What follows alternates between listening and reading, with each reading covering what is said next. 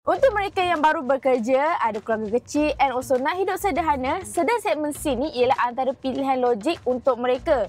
Sebab apa? Sebab untuk sedan segmen C ni saiz dia tak terlalu besar. Sedap untuk dibawa and juga praktikal kalau korang bawa pergi kerja ataupun untuk perjalanan jauh. So memang tak dinafikan sedan segmen C ni orang pilih sebab gaya dan performance. Kalau dulu kita selesa dengan sedan petrol contohnya macam Toyota Corolla, Honda Civic, tapi kalau korang nak EV yang kena dengan lifestyle korang, ini dia antara pilihan yang korang boleh buat adalah BYD Seal 6. Tada!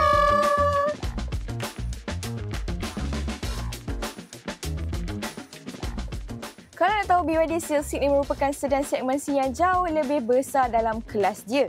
Kalau kita tengok seperti Toyota Corolla, Honda Civic, jelas sekali BYD Seal 6 ni lebih besar daripada segi width, height dan length. Jadi ditawarkan lebih banyak ruang dan practicality untuk korang. Antara yang paling ketara adalah di bahagian tengah. Kalau kita tengok kereta petrol, di bahagian tengah tu penuh dengan gear knob, konsol dia. Jadi kalau nak letak barang tu agak terhad. Dibandingkan pula dengan EV segmen C, contoh macam BYD Seal 6 ni, bahagian gear knob tu diletakkan di belakang steering. So di bahagian tengah tu ada lebih banyak ruang untuk korang letak barang dan juga di bahagian bawah ada storage untuk korang letak beg.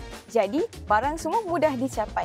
Dengan cuaca panas dekat Malaysia ni, ventilation seat ni sangatlah membantu. Kalau korang panas-panas dekat luar, masuk je kereta, turn on, terus sejuk punggung korang. Kita tengok pula dekat seat belakang ini, boleh tengok ruang dia cukup luas. And yang menarik, dia seat yang digunakan adalah seat ergonomik dan jauh lebih selesa. So kalau pergi trip jauh ke apa, orang yang duduk belakang ni takkan rasa sakit belakang ataupun sakit badan. Kita tengok pula dekat bahagian belakang, walaupun kereta ni daripada luar, daripada side tepi nampak kontot, tapi sebenarnya space boot belakang dia ni cukup besar, boleh muat sehingga 460 liter. Kalau kita bandingkan dengan sedan petrol, contoh macam Toyota Corolla dan Honda Civic, ada benda yang tak ada pada kereta petrol ni, ada pada EV. Contohnya macam frunk ni. So kalau boot belakang dah penuh, korang boleh letak lagi barang di bahagian frunk tu. Jadi kalau korang nak letakkan benda-benda yang berbau, contoh macam durian ke ataupun sotong, korang boleh letak je dekat bahagian frunk tu and bau tu takkan masuk dekat dalam. So bila korang duduk dalam kereta, tak adalah bau-bau yang mengganggu korang. Jadi bagi saya, BYD Seal 6 ni memang praktikal untuk kegunaan harian. Kalau kita bandingkan interior untuk sedan petrol dan sedan EV memang sangat berbeza sebab sedan petrol dia lebih klasik, simple and rasa old school sikit berbanding dengan EV. Kalau EV nampak tak yang ini nampak lebih minimalis, sleek, modern and canggih. So bila korang dekat bahagian dalam memang boleh rasa beza dia. Kalau sedan petrol dia hanya kasih korang skrin kecil tu saja and dia tak interaktif sangat berbanding dengan yang EV punya.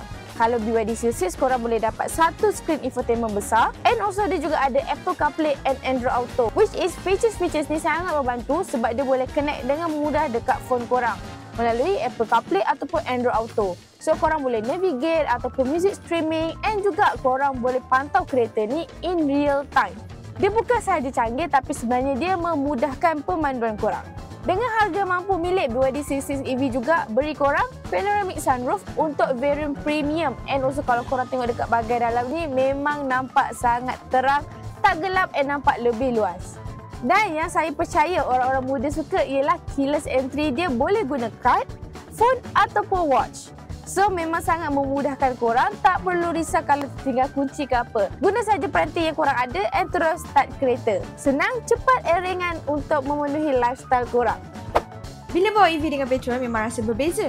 Bawa EV tekan pedal je terus gerak. Kalau petrol pula ada delay. EV rasa lebih senyap, smooth dan responsif.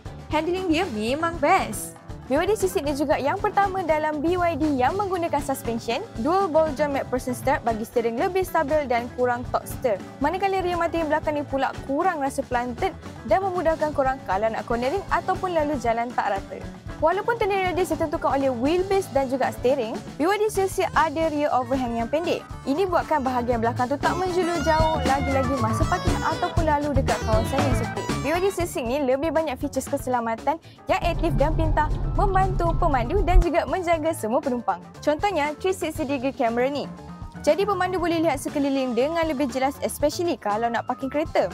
And kamera pun cukup clear and jelas. Dengan harga yang mampu milik, dapat semua ciri keselamatan ni pun dah jadi satu kepuasan.